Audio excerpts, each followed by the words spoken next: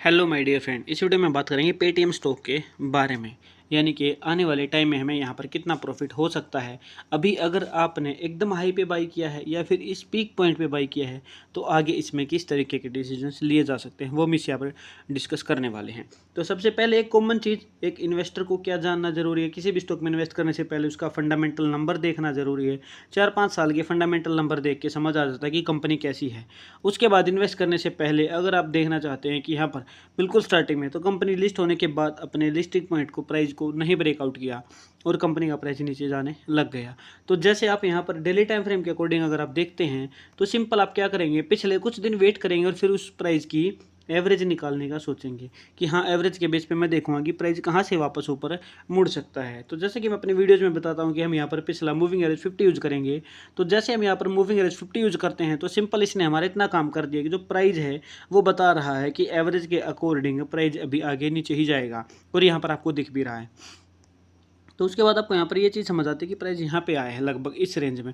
तो ये रेंज लगभग 600 प्राइस 600 रुपये के आसपास ये स्टॉक आ गया, तो समझ आया कि हाँ यहाँ पर इसमें इन्वेस्ट करना जा सकता है। तो यहाँ पर कुछ इन्वेस्टर्स ने इन्वेस्ट किया जब प्राइस मूविंग एवरेज 50 पर रिट्रेस लिया, ठीक है। उसके बाद जब एक बार इन्वेस्ट कर दिया तो आगे उसमें दोबारा एवरेजिंग किस तरीके से करी जा सकती है, तो उसके लिए आप क्या करते हैं, जैसे कि यहाँ पर वीकली टाइम फ्रेम दोबारा सिलेक्ट करते हैं। तो वीकली टाइम फ्रेम के अकॉर्डिंग हमें यहाँ पर चीज़ें समझ आती हैं, ठीक है, कि वीकली टाइम फ्रेम के अकॉर्डिंग प्राइस अभी यहाँ पर है तो ठीक है, ये रेंज यहाँ पर इन्वेस्ट किया गया। उसके बाद अगर प्राइस नीचे जाएगा दोबारा इस रेंज में जाएगा तो यहाँ पे की रेंज है, ठीक है। तो यहाँ पर क्योंकि अभी इसमें मूविंग एवरेज है 200 यहाँ पर यूज़ करेंगे तो वो भी नीचे ही तरफ हमें जाता दिखेगा। तो 200 वीक की एवरेज अगर हम देखेंगे तो ठीक है, तो अभी 200 वीक यहाँ पर स्टॉक के प्राइस लिस्ट को देख सकते हैं आप, यहाँ पर नहीं हुआ तो सिंपल 50 वीक की एवरेज के बेस पर भी हम चीज़ें सही कर सकते हैं।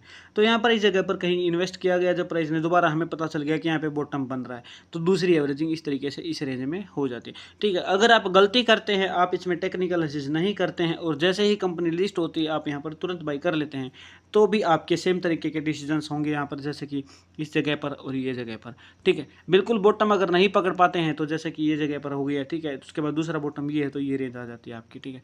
मैं सेबी रजिस्टर्ड नहीं, इन्वेस्टमेंट की सलाह नहीं दे रहा हूँ कि आप ऐसा ही करें, लेकिन जहाँ पर मैक्सिमम ट्रेडर्स या इन्वेस्टर्स प्रॉफिटेबल रहे हैं वो चीज़ें मैं आपको बता रहा हूँ। क्योंकि यहाँ पर देखिए दोबारा फिर से जब प्राइस यहाँ पर आया है तो इसी जगह पर आकर संभला है और प्राइस ऊपर गया है। अब कंसोलिडेट कर रहा है, इसको ब्रेकआउट कर सकता है आने वाले टाइम में, अदरवाइज इसी रेंज में कंसोलिडेट करके दोबारा से यहाँ पर इसी रेंज में रह सकता है।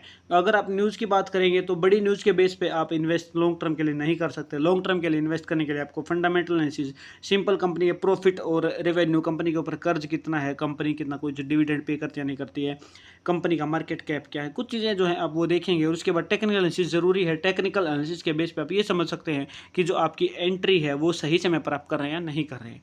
तो इसमें बस इतना ही है इस वीडियो में कि जैसे कि आपने एकदम हाई पे बाई कर ली की गलती कर ली है तो आप वहाँ पर अपनी चीज़ों को कैसे सुधार सकते हैं। अगर आपने स्टॉप लॉस लगाया है तो वेल एंड गुड है कि आप अपना यहाँ पर अपना हल्का सा स्टॉप लॉस लेके 2% 5% आप यहाँ पर साइड हो गए, अपनी कैपिटल को सेव कर लिया है।